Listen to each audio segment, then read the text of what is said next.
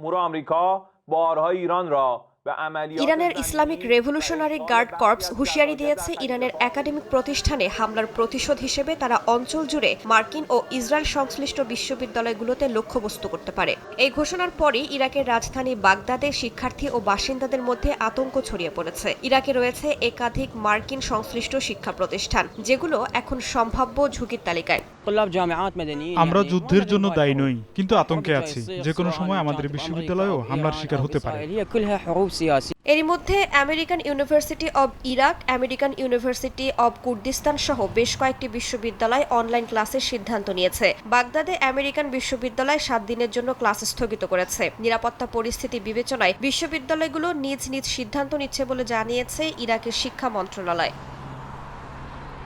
বিশ্লেষকরা বলছেন, ইরাক দীর্ঘদিন ধরে আঞ্চলিক শক্তিগুলোর দ্বন্দ্বের মাঝে অবস্থান করছে। স্থানীয় অধিকার কর্মীদের আশঙ্কা, আকাশপথে যাওয়া ক্ষেপণাস্ত্র ও যুদ্ধ বিমান ইরাকের সাধারণ মানুষকে বেশি ক্ষতিগ্রস্ত করবে।